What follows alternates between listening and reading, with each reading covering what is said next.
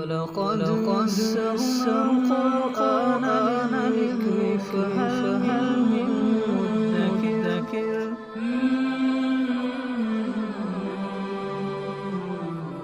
سورۃ المائدہ آیت نمبر 15۔ اعوذ باللہ من الشیطان الرجیم، بسم اللہ الرحمن الرحیم۔ یا اہل الکتاب قد جاءکم رسولنا یبین لکم کثیرا مما کنتم تخفون من الکتاب ویعفو عن کثیر، قد جاءکم من اللہ نور وکتاب مبین۔ اے اہل کتاب، قد جاءکم رسولنا، یقیناً ہمارے رسول تمہارے پاس آ چکے ہیں، یبین لکم کثیراً، تمہارے سامنے ایسی بہت ساری باتیں بیان کرتے ہیں، مما کنتم تخفون من الکتاب، جو تورات اور انجیل کی تم لوگ چھپایا کرتے تھے۔ بہت ساری باتیں تورات کی، بہت ساری باتیں انجیل کی، عیسائی اور یہودی ان کے علماء وہ واضح طور پر بیان نہیں کرتے تھے۔ مثلاً اس کے اندر سے حضرت عیسیٰ علیہ السلام کے بارے میں عقیدہ، غلط عقائد تو بناتے تھے، لیکن جو درست عقیدہ تھا ان کی کتابوں کے اندر لکھا ہوا موجود وہ نہیں بتاتے تھے۔ اور اسی طرح جو احکام تھے اللہ تعالیٰ کے، وہ بھی درست احکام نہیں بیان کرتے تھے۔ اور نبی پاک صلی اللہ علیہ وسلم کے بارے میں جو پیشین گوئیاں تھیں وہ نہیں بتاتے تھے۔ تو بہت ساری ایسی باتیں جو تم چھپاتے تھے وہ نبی تشریف لا کر کھول کھول کر بیان کرتے ہیں۔ اور وَيَعْفُو عَنْ كَثِيرٍ، اور بہت ساری باتوں سے درگزر بھی کر لیتے ہیں۔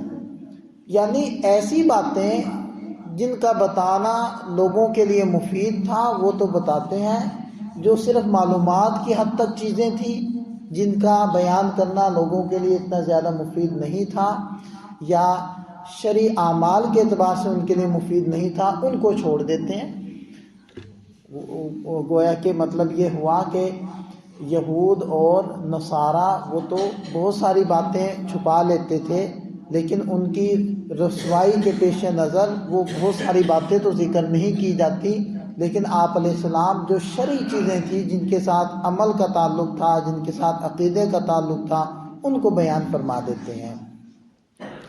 قد جاءکم من اللہ نور و کتاب مبین، تمہارے پاس آ چکا ہے اللہ تعالیٰ کی طرف سے ایک نور اور کھول کر بیان کر دینے والی کتاب۔ اب اس نور سے کیا مراد ہے؟ بعض مفسرین تو فرماتے ہیں کہ نور سے مراد بھی کتاب ہی ہے، اور یہ وہ عطف تفسیری کے طور پر ہے۔ اور ایسا قرآن کریم میں ہوتا رہتا ہے کہ ایک ہی چیز کو دو الفاظ سے قرآن بیان کرتا ہے، کہ جیسے ابھی قریب آ بھی جائے گا آیات میں، تو دونوں سے مراد قرآن ہی ہے۔ قد جاءکم من اللہ نور، آیا ہے تمہارے پاس نور یعنی کتاب، وہ کتاب مبین، اور اس کی دوبارہ تفسیر عطف لا کر تفسیر بیان کر دی گئی۔ اور بعض مفسرین فرماتے ہیں کہ نور سے مراد حضور نبی کریم صلی اللہ علیہ وسلم کی ذات ہے، اور کتاب سے مراد قرآن ہے۔ اب آپ علیہ السلام کو قرآن نے نور کہا ہے۔ اب نور کے دو مطلب ہو سکتے ہیں۔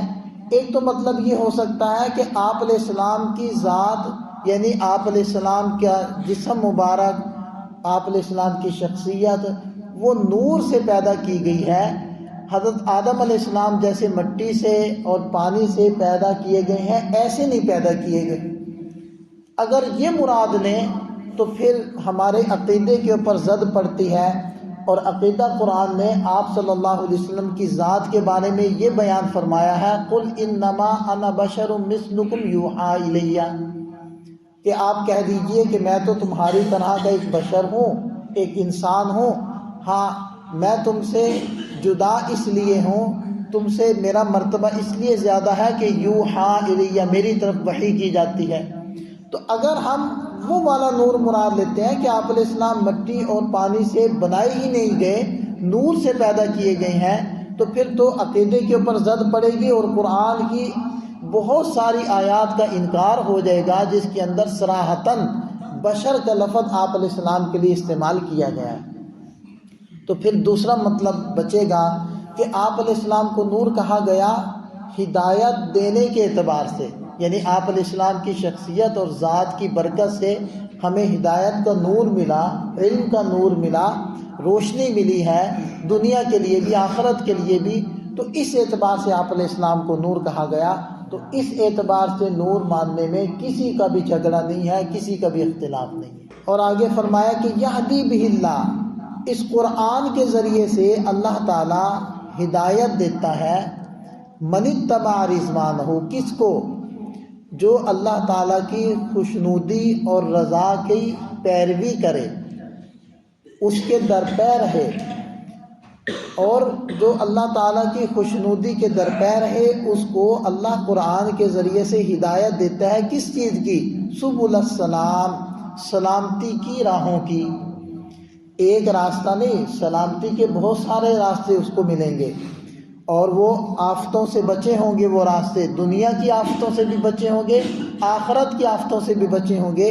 اللہ تعالیٰ ان کو قرآن کے ذریعے سے رہنمائی دے گا۔ اب یہاں دیکھیں، آپ غور کریں کہ ہدایت اللہ دیں گے، تو ہدایت کے دو معنی ہوتے ہیں۔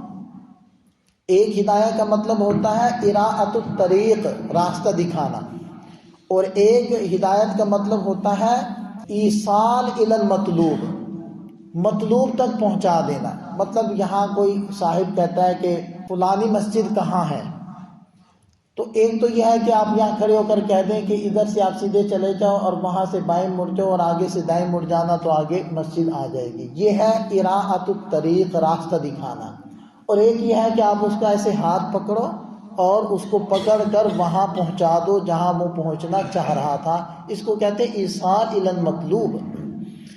تو جو اراءۃ الطریق ہے ہدایت، یہ تو نبی پاک صلی اللہ علیہ وسلم بھی کرتے ہیں اور ہر نبی کرتے ہیں اراءۃ الطریق، کیونکہ آپ علیہ السلام کی تشریف آوری کا مقصد ہی یہی تھا، لتبین للناس، آپ لوگوں کے سامنے بیان کریں، وضاحت کریں، تو یہی تو اراءۃ الطریق کے لیے آپ علیہ السلام تشریف لائے۔ لیکن دوسرا ہوتا ہے ایصال الی المطلوب، مطلوب تک پہنچا بھی دینا، یہ اللہ تعالیٰ کے بس میں ہے، یہ اللہ تعالیٰ کرتے ہیں۔ اس لیے قرآن میں جہاں آپ علیہ السلام کا مقصد یہ بیان کیا گیا ہے کہ آپ لوگوں کی رہنمائی کے لیے، آپ لوگوں کی ہدایت کے لیے تشریف لائے ہیں، وہی قرآن یہ بھی کہتا ہے اِنَّكَ لَا تَهْدِي مَنْ أَحْبَبْتَ وَلَكِنَّ اللَّهَ يَهْدِي مَن يَشَاءُ، آپ جس کو چاہیں ہدایت دے دیں، ایسا نہیں، اللہ جس کو چاہتے ہیں ہدایت دے دیتے ہیں۔ تو یہاں جس ہدایت کی نفی کی جا رہی ہے وہ دوسری قسم، یعنی مطلوب تک پہنچانا، اور جہاں آپ علیہ السلام کا مقصد بیان کیا جا رہا ہے کہ آپ لوگوں کی ہدایت کے لیے تشریف لائے ہیں، اس سے پہلا مفہوم ہدایت کا یعنی راستہ دکھانا۔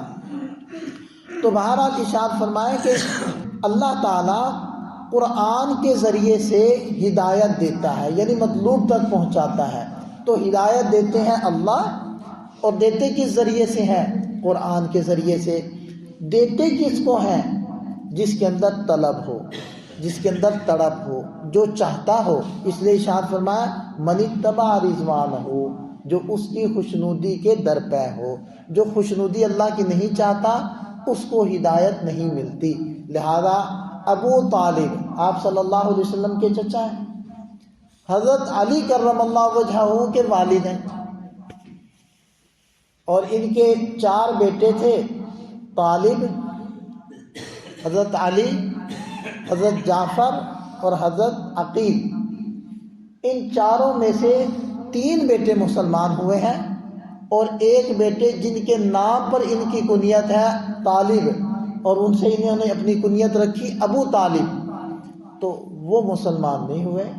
اور یہ بھی مسلمان نہیں ہوئے۔ واقعہ مشہور ہے کہ جب آپ صلی اللہ علیہ وسلم ان کے آخری وقت تھا اور آپ علیہ السلام تشریف لے گئے ان کے پاس، اور ان کو فرمایا کہ چچا ایک مرتبہ آپ لا الہ الا اللہ کی گواہی دے دیں، میں اس آپ کے کہے ہوئے کلمے کی وجہ سے اللہ تعالیٰ کے پاس گواہی دوں گا کہ اللہ میرے اس چچا نے یہ کلمہ کہا تھا۔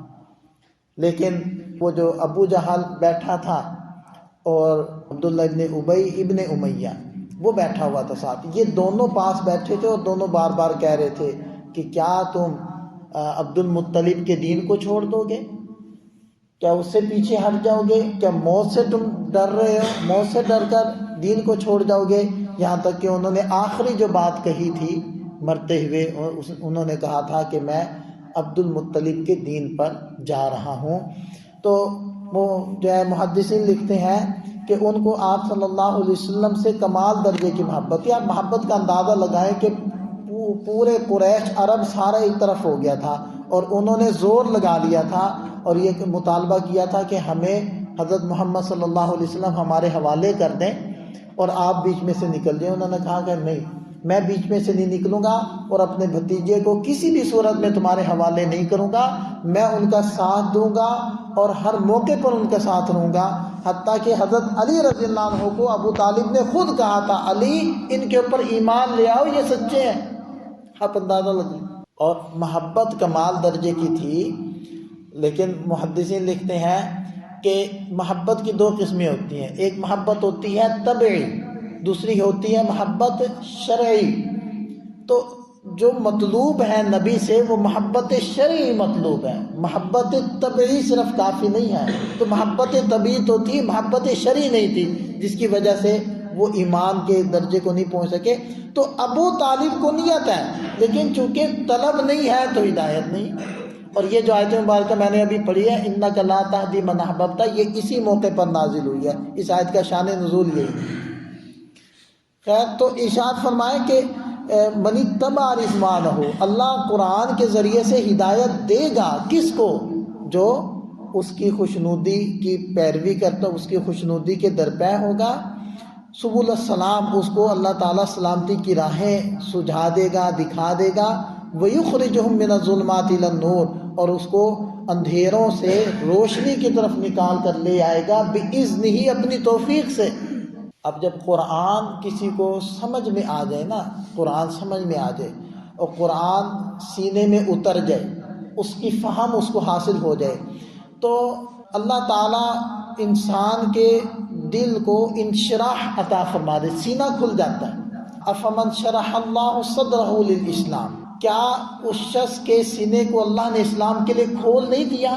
تو انشراح، شرح قلب اللہ تعالیٰ اس کو عطا فرماتے ہیں جس کو قرآن سمجھ میں آ جائے، اور قرآن سمجھ میں آتا ہے سچی طلب سے۔ اور اچھا پتہ کیسے چلے گا کہ مجھے قرآن سمجھ میں آ رہا ہے؟ جب قرآن سمجھ میں آئے گا نا تو ایک تو قلبی اطمینان آپ کو حاصل ہونا شروع ہو جائے گا، دوسرا قرآن سے محبت ہو جائے گی، تیسرے نمبر پر آپ کے اندر یہ احساس ہوگا کہ اوہو میں نے اتنی زندگی کہاں گزار دی، اس سے پہلے میں نے قرآن کو کیوں نہ سمجھ لیا۔ اور قرآن کی جب ہدایت آپ کے دل میں آئے گی تو بالکل حق واضح اور باطل بالکل واضح ہو جائے گا۔ جیسے کہا نا کہ وَيُخْرِجُهُم مِّنَ الظُّلُمَاتِ إِلَى النُّورِ، اللہ گمراہیوں سے، اندھیروں سے نکال کر روشنی کی طرف لے آئے گا۔ وَيَهْدِيهِمْ إِلَىٰ صِرَاطٍ مُسْتَقِيمٍ، صراط مستقیم کی رہنمائی اس کو دے دے گا۔ بالکل ایسے حق اور باطل واضح ہو جائے گا۔ جیسے آپ پانی میں گھی ڈالیں تو گھی پانی کو جذب کرتا ہے یا پانی گھی کو جذب کرتا ہے؟ یہ دونوں الگ الگ ہوتے ہیں۔ وہ گھی ایک سال بھی پانی کے اوپر پڑا رہے گا تو وہ اوپر ہی رہے گا، جتنی مرضی آپ چمچ اس کے اندر ہلاتے رہیں وہ اندر جائے گا، لیکن پھر وہ اس کی سطح پر آ جائے گا، مکس نہیں ہوگا۔ اگر آپ کو قرآن سمجھ میں آ گیا، حق اور باطل آپ کی نظر میں بالکل ایسے ہو جائے، حق واضح باطل الگ واضح ہو جائے۔ تو یہ ہے، لیکن اس کے لیے طلب چاہیے، طلب نہیں ہوگی تو ہدایت نہیں ملے گی۔ نبی پاک صلی اللہ علیہ وسلم کی محفل اور مجلس سے بڑھ کر کسی کی محفل، کسی پیر، کسی عالم، کسی مفتی کی محفل نہیں ہو سکتی۔ اگر طلب نہیں ہے، اللہ نے آپ علیہ السلام کی مجلس میں بٹھا کر بھی ہدایت سے محروم رکھا، اور اگر طلب ہے تو آپ علیہ السلام کی زیارت بھی نہ ہو سکی، زمانہ بھی نہ دیکھ سکا، تو اللہ پھر بھی ہدایت اور سمجھ عطا فرما دیتے ہیں۔ اللہ تعالیٰ ہمیں سچی طلب عطا فرمائے، قرآن کی صحیح سمجھ اور فہم ہمیں عطا فرمائے۔